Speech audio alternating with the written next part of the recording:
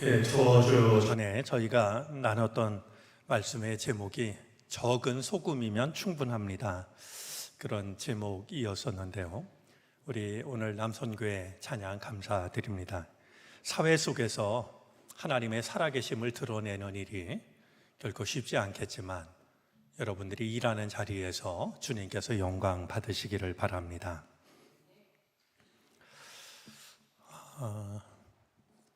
우리 5시에 새벽 예배 드리니까 피곤하시죠? 괜찮으십니까? 제가 열 하루 DMZ를 걸을 때 수많은 고갯길을 만났습니다.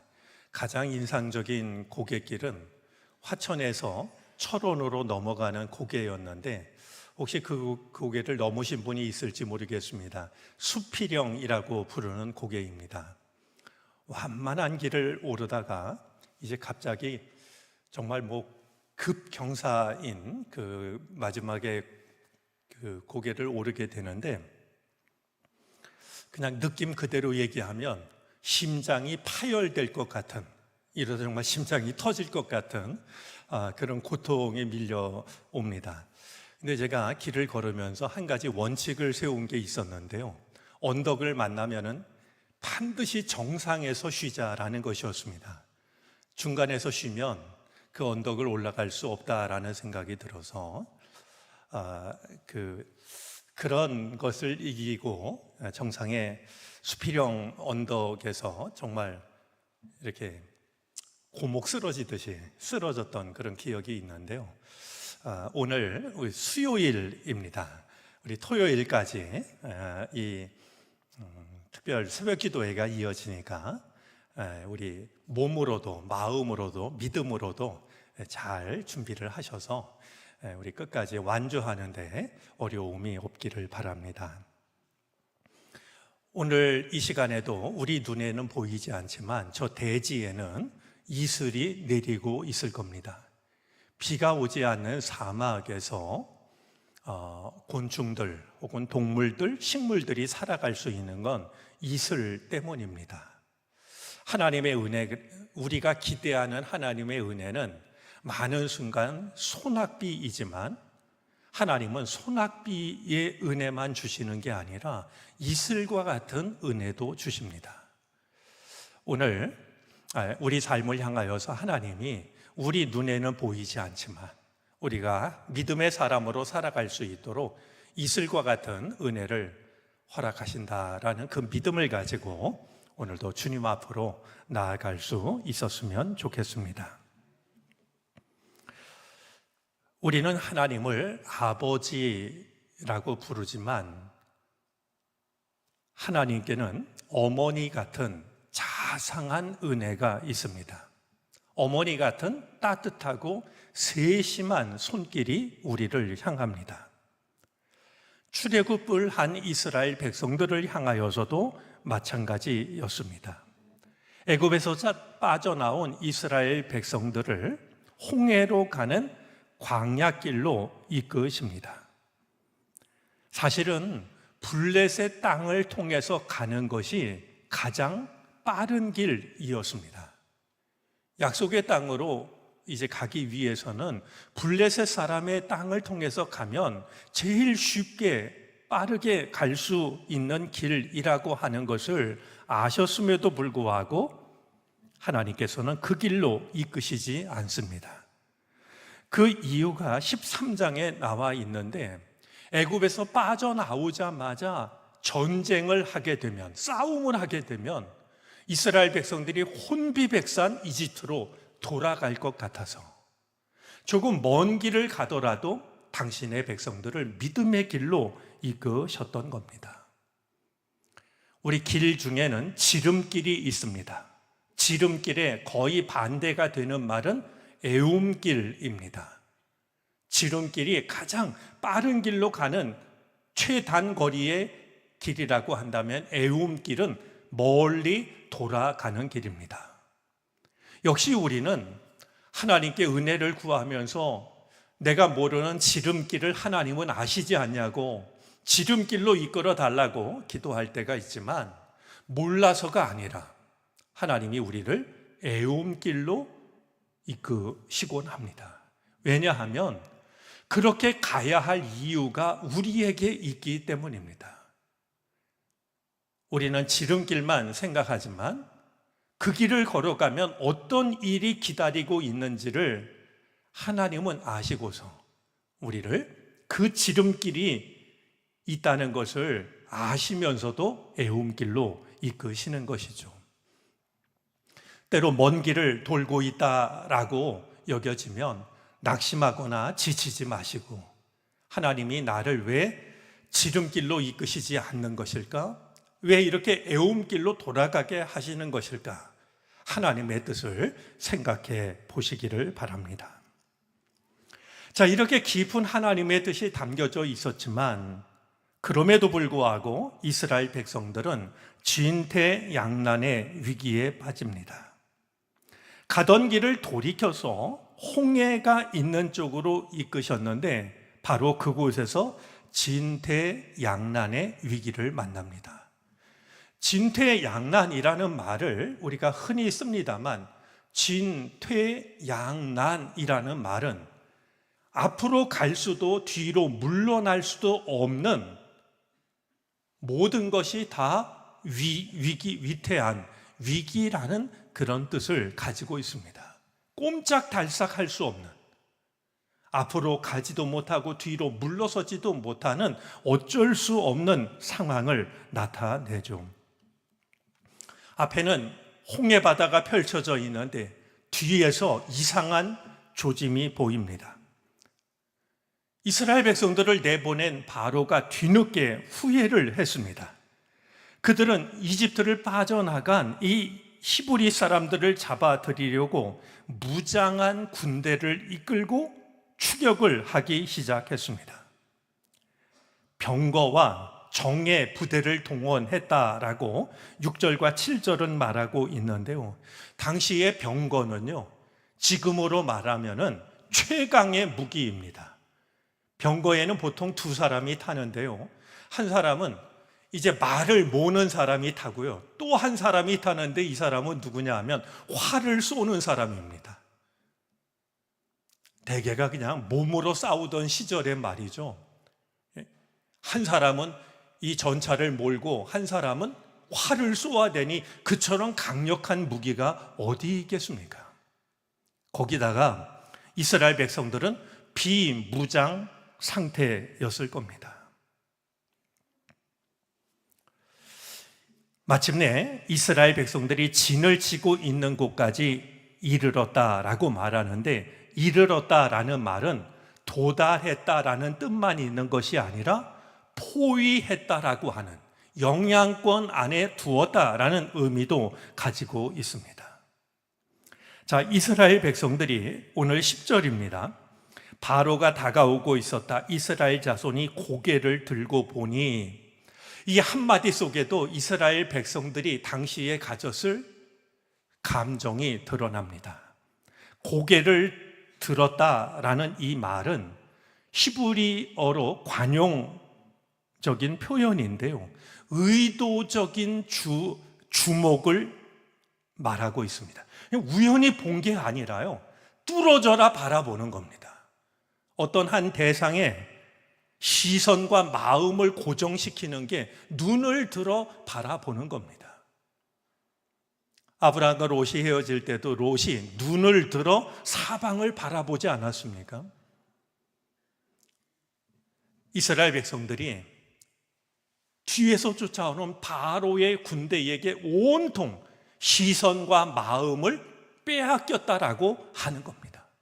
이제 우리 죽었구나. 뭐 달리 어떤 생각이 들었겠습니까? 앞에는 바다요, 뒤에는 강력한 바로의 군대였으니 진퇴양난의 위기였던 것이죠.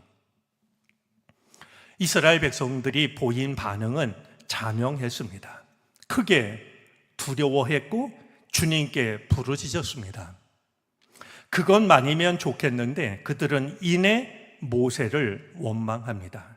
11절, 12절에 그들이 어떤 것을 기도했다라는 내용은 없지만 어떻게 원망했는지는 길게 기록이 되어져 있습니다.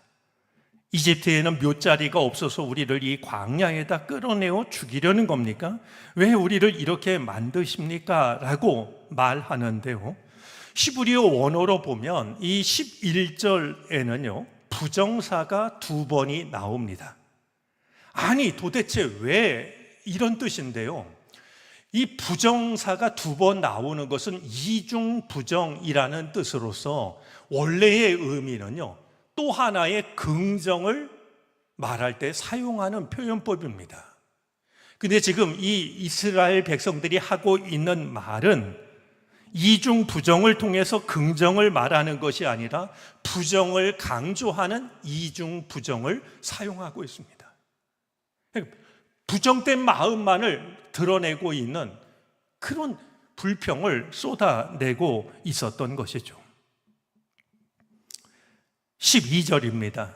광야에 나가서 죽는 것보다 이집트 사람을 섬기는 것이 더 나으니 그냥 내버려 두라고 하지 않았습니까? 여러분, 지금 이스라엘 백성들이 위기 앞에서 모세에게 쏟아놓고 있는 이 원망은 성경 어디에도 기록되어져 있지 않습니다. 이것은 많은 것을 생각하게 합니다. 어쩌면 성경에 기록되지 않은 지난날 있었던 일을 떠올리는 것일 수도 있지만 과장일 수도 있습니다. 우리는 어려운 일을 만나면은요, 한번 가만히 돌아보십시오. 진퇴양난의 위기를 만난 사람이 하는 일 중에 하나는 기억을 편집하는 겁니다.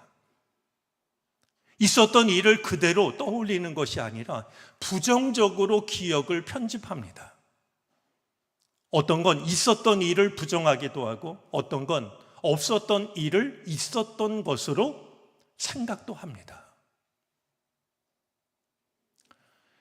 사람이 어려운 일을 만나면 오늘 우리가 부른 찬양처럼 모든 것이 은혜 아닌 순간이 없었구나. 이게 은혜입니다. 그렇게 생각하는 것 자체가 은혜입니다. 왜냐하면 많은 사람들이 이스라엘 백성들이 그런 것처럼 말이죠. 어려운 일을 만나면 지난 시간, 지난 일들을 왜곡하고 편집하기가 쉽기 때문인 것이죠. 한 가지 분명한 사실은 그들은 성경 어디에도 기록되어 있지 않은 그 말을 자신들이 분명히 했다라고 이렇게 이제 모세에게 원망을 쏟아놓고 있었던 겁니다. 말씀을 대하면서 민망하고 당황스러운 것이 있습니다. 하나님께 부르짖었던 것은 잠시, 그들이 더 많은 시간을 가졌던 것은 원망이었기 때문입니다. 기도를 모르지 않았지만 원망이 더 컸습니다. 기도와 원망 사이에 틈이 보이지 않습니다. 그들의 기도는 너무나도 쉽게 원망으로 바뀌고 말았던 겁니다.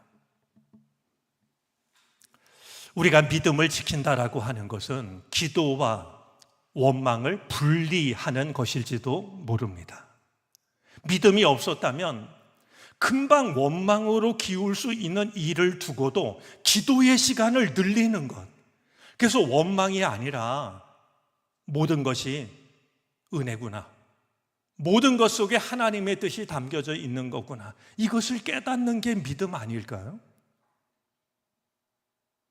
믿음이 있다면서 하나님께서 우리를 선택하셨다면서 오늘 이스라엘 백성들처럼 진퇴양난의 위기에 빠지자 기도는 거의 형식적으로 여겨지고 원망을 쏟아놓고 있는, 우리가 행여라도 이런 이스라엘 백성들의 모습을 닮지 않았으면 좋겠습니다.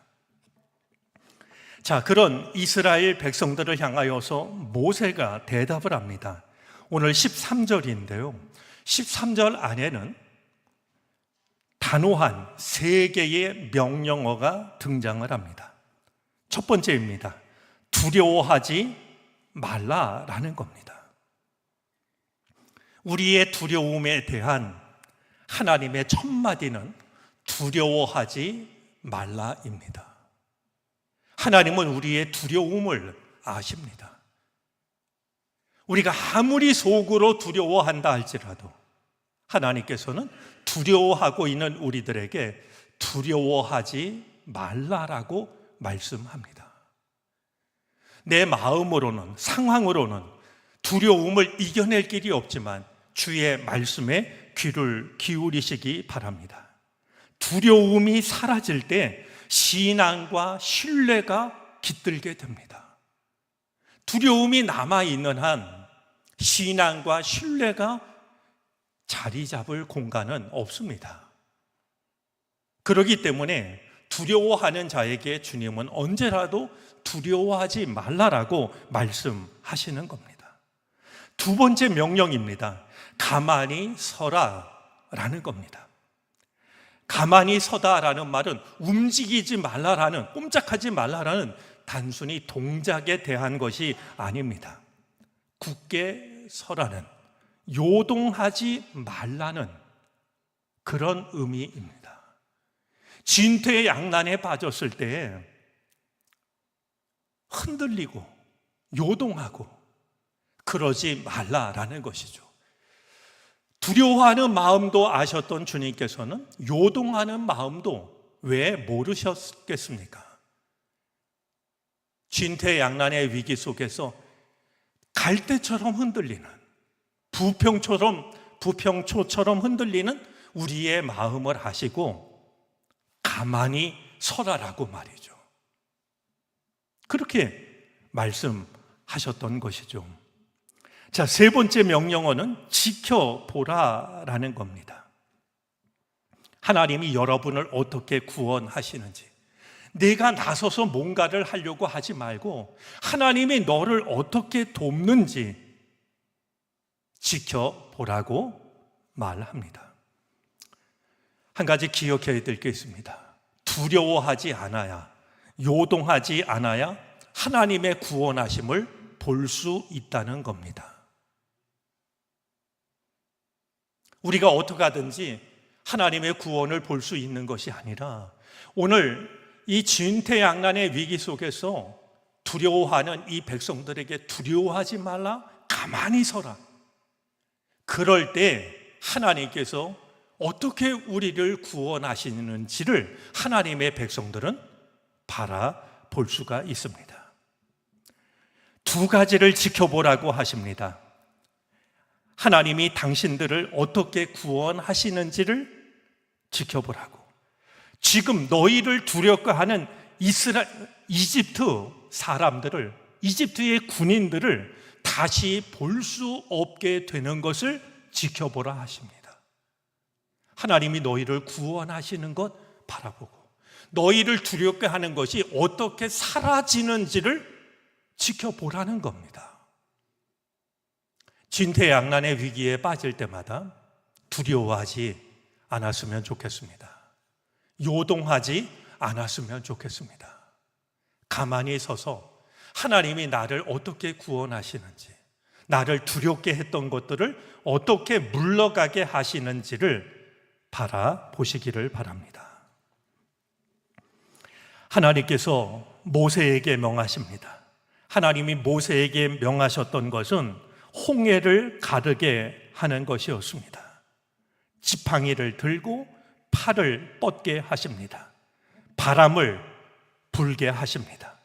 마침내 이스라엘 백성들을 두려워하게 만들었던 바다가 갈라집니다. 그리고 바다 한가운데에 마른 길이 생겼고 하나님의 백성들이 그 길을 통하여 홍해를 건너갑니다. 뿐만이 아닙니다. 바닷물이 좌우에서 그들을 가리는 벽이 됩니다. 바닷물로 만들어진 이 벽은 이스라엘 백성들을 지키는 하나님의 손이었지만 그것뿐만이 아니라 그들을 뒤쫓는 이집트 군인들을 삼키는 하나님의 능력의 손이시기도 했습니다. 같은 물이었지만 당신의 백성들은 지키는 손이었고 당신의 백성들을 두렵게 만드는 것들은 삼키는 손이 되셨던 겁니다.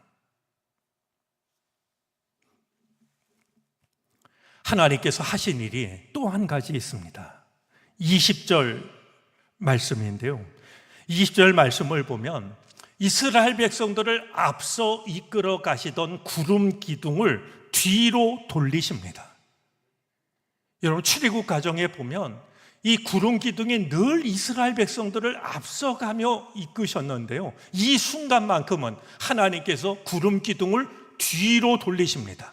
그래서 이집트 군인들과 이스라엘 백성들 사이를 구름으로 막으셨습니다. 더 이상 이집트 군인들은 이스라엘 백성들을 바라볼 수가 없었습니다. 그것이 하나님께서 하시는 일이라고 하는 것을 한 가지 현상이 드러냅니다. 밤새도록 이 구름 기둥이 사라지지 않았는데요, 이스라엘 백성 쪽으로는 환했고 이집트 군인들 쪽은 어두웠습니다. 여러분, 밤새도록 구름이 그들 사이를 막았는데 한쪽은 환하고 한쪽은 어둡다니, 아무리 인간의 기술이 발전한다 할지라도 이런 현상을 재현할 수는 없을 겁니다. 이 일이 하나님이 하시는 일이라고 하는, 너희는 가만히 서서 하나님께서 너희를 어떻게 구원하시는지, 어떻게 원수들을 사라지게 하시는지 보라고 하셨던 일을 말씀만 하신 것이 아니라 직접 보게 하셨던 것이죠. 우리가 진퇴양난의 위기에 빠질 때 때로 내 삶을 앞서가시며 이끄시던 하나님께서 나의 등 뒤를 지키신다라고 하는 것, 원수가 세상에 나를 해하지 못하도록 나를 막으신다라고 하는 사실을 잊지 않게 되기를 바랍니다. 돌아보면 우리의 삶 속에도 진퇴양난의 순간들이 찾아옵니다. 앞으로 나갈 수도 없고 뒤로 물러설 수도 없고 꼼짝달싹할 수 없는 위기의 순간이 찾아옵니다. 그럴 때마다 믿음을 가진 우리도 마음이 약해집니다. 두려워하고 당황하고 때로는 하나님께 기도를 드리면서도 그 기도가 금방 원망으로 바뀌기도 합니다. 바로 그 순간 우리에게 필요한 믿음이 있습니다. 두려워하지 않는 것, 가만히 서는 것, 하나님이 나를 어떻게 구원하시는지를 바라보는 것, 나를 두렵게 했던 것들을 하나님이 어떻게 사라지게 하시는지를 바라보는 것. 진퇴양난의 위기를 만날 때마다 우리에게 필요한 믿음입니다. 진퇴양난의 위기를 살아계신 하나님을 경험하는 은총의 시간으로 삼게 되기를 바랍니다. 단 한 가지, 이 은혜를 사모하셔도 좋습니다. 주님은 우리에게 내가 길이다라고 말씀하셨습니다. 주님은 내가 짐작할 수 있는 곳에만 길을 내시는 분이 아닙니다. 내가 생각하지 못한 곳에 길을 내시는 분이 주님이십니다. 바다 한가운데 길을 내고 마른 땅으로 건너가게 하셨던 분이 주님이십니다. 그러니 내가 미처 몰랐던 곳에, 길이 없다라고 낙심했던 바로 그곳에 주님은 오늘도 길을 내고 계십니다. 내가 길이다라고 말씀하신 것은 내가 고속도로를 닦아놨으니 나를 따라오라고 하시는 말씀만이 아닙니다. 길이 없다라고 여겨지는 바로 그곳에 길 되신 주님은 내가 몰랐던 길을 여시는 분이시고, 바다 한가운데라 할지라도 마른 땅으로 지나가게 하시는 분이 주님이십니다. 혹시 지금도 진퇴양난의 어려움에 빠져 있다라고 하면 물론 힘드시겠지만 더욱 두려워하지 마시고 요동하지 마시고 가만히 서시기를 바랍니다. 하나님이 나를 어떻게 구원하시는지, 나를 두렵게 하고 있는 일들을 어떻게 물러가게 하시는지를 바라보는 시간으로 삼기를 바랍니다. 그래서 마음 저 깊은 곳으로부터 맞습니다. 주님이 길이십니다. 주님은 나의 길입니다. 이 귀한 고백을 길어 올릴 수 있는 우리 모두가 되어질 수 있기를 바랍니다. 기도하겠습니다.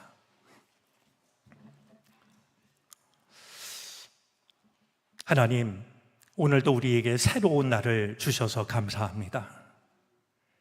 자고 일어나 당연히 맞이하는 날이 아니라 하나님께서 잠을 자는 동안에도 우리의 호흡을 지켜주셔서 우리에게 선물로 주시는 시간임을 잘 압니다. 오늘도 이 하루를 주님을 생각하며 주님 전을 찾아 시작하게 해 주시니 감사합니다.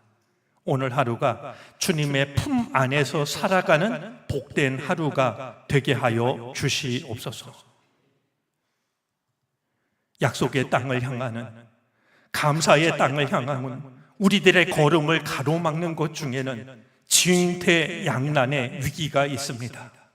무엇을 해야 좋을지 아무것도 떠오르지 않는 어려운 일들이 우리의 걸음을 붙잡습니다. 주님, 진퇴양난의 위기를 만났을 때 두려워하지 않게 하시고 요동하지 않게 하여 주시고 하나님이 하시는 일을 바라볼 수 있는 우리가 되게 해 주옵소서. 어떻게 나를 구원하시는지, 어떻게 나를 두렵게 했던 것들을 물러가게 하시는지를 믿음의 눈으로 바라보게 해 주시기를 바라고 원합니다. 마침내 길 되신 주님을 경험하게 해 주옵소서. 우리가 몰랐던 곳에, 길이 없다라고 생각했던 곳에 길을 내시는 주님을 진퇴양난의 순간에 만날 수 있게 하여 주옵소서. 이 세상 한복판을 바다 한가운데 마른 길을 지나듯 지났던 이스라엘 백성들처럼 믿음으로 지나가게 하시옵소서. 오늘 하루의 삶을 주님께 맡기고 의지하오니 주여, 주님이 있는 그곳에 우리가 있게 하여 주시고 우리가 있는 그곳에 주님을 모시게 하시옵소서. 오늘도 여러 가지 기도 제목을 가지고 주의 전을 찾았습니다. 우리는 연약하지만 기도할 때 우리는 기도의 용사들입니다. 성령께서 우리를 붙잡아 주시고 무엇을 구해야 할지도 가르쳐 주시옵소서. 오늘도 감사하는 마음으로 예물을 바치는 손길들, 주께서 그 손을 붙잡으시고 그 삶을 은혜로 채워 주시옵소서. 지금은 우리 구주 예수 그리스도의 크신 은혜와 하나님 아버지의 무한하신 사랑하심과 도우시며 이끄시는 성령의 은총이 진퇴양난의 순간을 만났을 때에도 길 되신 주님을 만나기를 사모하는, 하루를 기도로 시작하는 우리 모두 가운데 이제로부터 영원토록 함께 계시옵기를 간절히 축원하옵나이다. 아멘.